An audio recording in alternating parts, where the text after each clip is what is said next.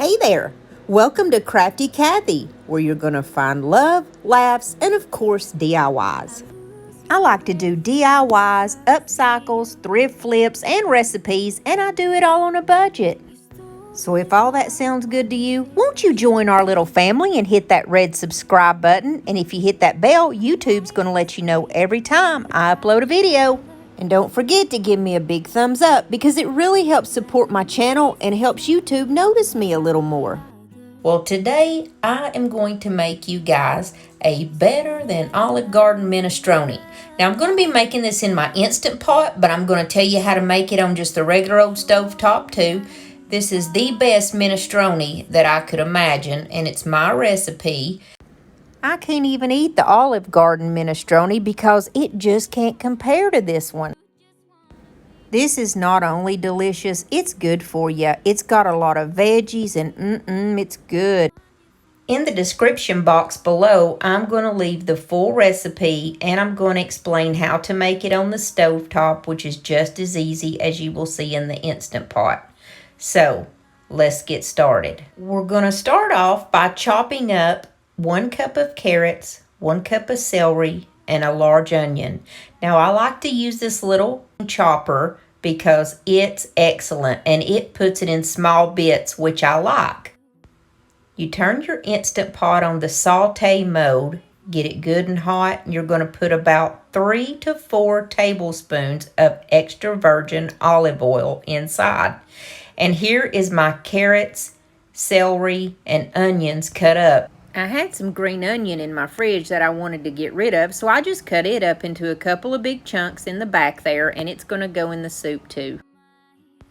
So you're just going to dump those vegetables inside your Instant Pot and saute them when it gets good and hot. You're going to saute that for about 3 to 4 minutes. You'll see the celery and the onions start to get a little translucent, so you'll know. Don't let it stick, just let it get good and cooked.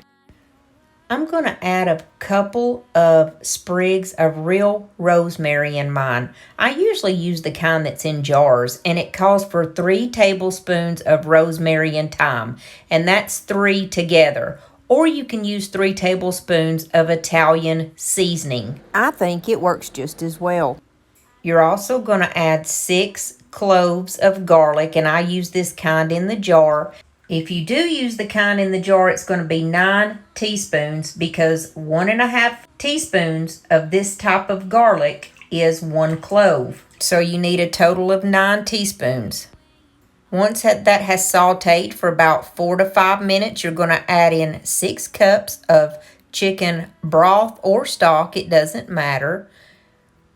And you're going to make sure that you scrape off any little bits of goodies that's on the bottom of your pot or your Instant Pot. You're also going to add 1 can of diced tomatoes. You're also going to add 2 cups of potatoes. And since this is in the Instant Pot, I made big chunks.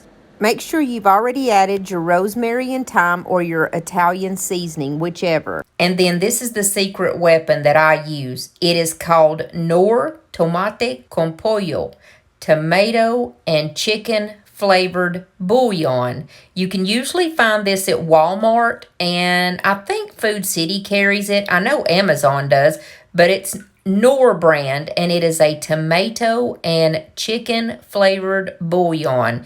It's the secret weapon. I use about 3 big heaping tablespoons of that. Give everything a good stir. And I cut up 2 zucchinis, and I'm going to do it in big chunks since it's going in my Instant Pot. And then we're going to put the lid on. Of course, you cut the saute button off. You put the lid on, and you're going to cook it for 4 minutes so those potatoes and zucchini can get done.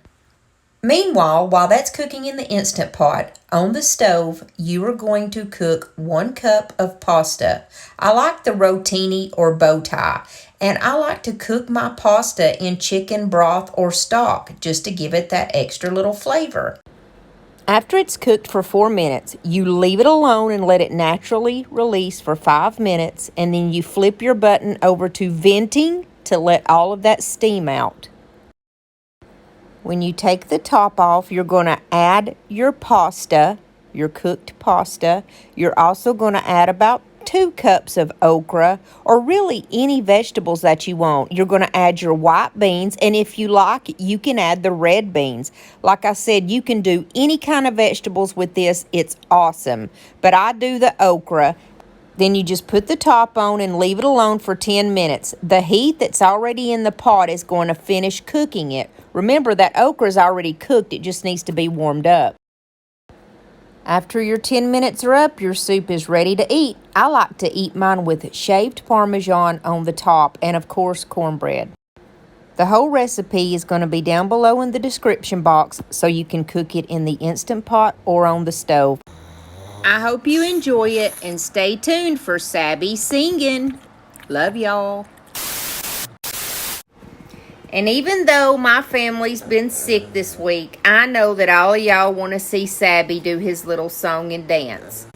'Cause here on our channel, we got love and laughs and DIYs. We got love and laughs and DIYs. We got some love and laughs and DIYs. We got love and laughs and DIYs. Yeah. Woo, baby. Yeah. I love you guys, and thank you for supporting our channel. Say bye, Shabby. Bye.